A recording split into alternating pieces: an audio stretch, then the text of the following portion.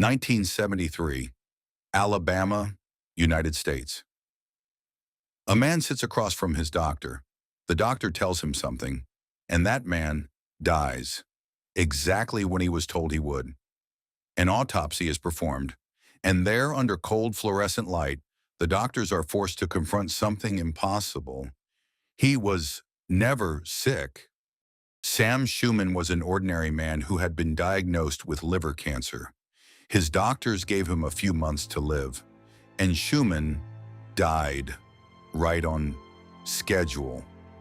But what the autopsy revealed shook the medical world. The tumor was tiny. It hadn't spread. It alone did not have the power to kill him. So what killed Sam Schumann? The answer wasn't on the operating table. It was inside his own mind. You've heard of the placebo effect. A fake pill can heal people. Medicine has accepted it. Medicine even uses it. But the placebo has a dark twin. Nocebo, from Latin, I shall harm. Think about it this way. If believing something will heal you, can actually heal you, can believing something will kill you actually kill you? Science has been giving a deeply uncomfortable answer to that question. Yes, the brain cannot always distinguish between a real threat and an imagined one. Stress hormones flood the body. The immune system weakens. The heart loses its rhythm. The body exhausts itself fighting a war the mind invented. This is not an exception. Medical history is full of cases suspected to involve death by nocebo. In certain indigenous communities of South America, when a shaman places a curse on someone, that person dies within days. No real disease, no real poison. Only belief. This was documented as voodoo death. Cardiologist Walter Cannon first brought it into scientific terminology in 1942. Fast forward to modern clinical drug trials. When patients are told this medication may have side effects, those side effects appear.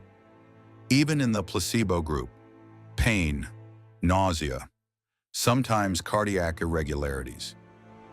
Words are rewriting biology. Consider this. In controlled experiments, people placed near a Wi-Fi router reported headaches, nausea, and physical discomfort. The router was unplugged. It was never on.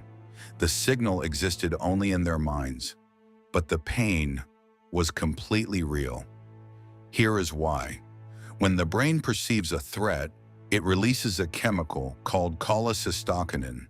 CCK doesn't just signal pain, it amplifies it. The mind isn't inventing the suffering, it is sending a biological command to the body, and the body obeys. Which brings us to something you've likely done yourself. You open a medication package. You read the side effect list: drowsiness, nausea, heart palpitations. Studies show that patients who read that list experience those side effects at significantly higher rates than those who never read it at all. So the question becomes uncomfortable. Does information protect you, or does it become the threat itself? This brings us to a deeply uncomfortable question. When a doctor tells you, you have 3 months to live, what kills you? The disease or the sentence? Medical ethics is genuinely wrestling with this. Patients have the right to be informed, but information sometimes behaves like a weapon. A 2017 study found that some patients with terminal diagnoses died during periods when, biologically, they shouldn't have been at that stage yet.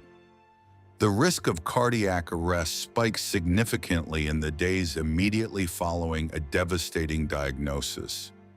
Words kill. That is no longer a metaphor. For centuries, Western medicine treated the mind and body as separate things. The body is a machine. The mind is something else. But psychoneuroimmunology, the science studying how psychology, the nervous system and the immune system interact, tore that wall down. The mind can do things to the body that no drug can replicate, for better and for worse, and that gives us both hope and terror. Hope. The healing power of belief is real. Placebo research has proven it again and again. Terror. Doubt, fear, and hopelessness also carry a biological price. And sometimes that price is the heaviest bill of all. When we return to Sam Schumann's file, this is what we see. A man received a diagnosis. He believed it, and his body acted accordingly. A curse? No. Biology. But here is what that means for you. Right now, today, every fear you carry, every worst-case scenario you've replayed in your mind, every time you convinced yourself something was wrong, your brain didn't know the difference. It started the process anyway.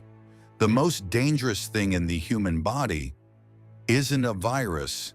It isn't a tumor. It's a thought you believe without question.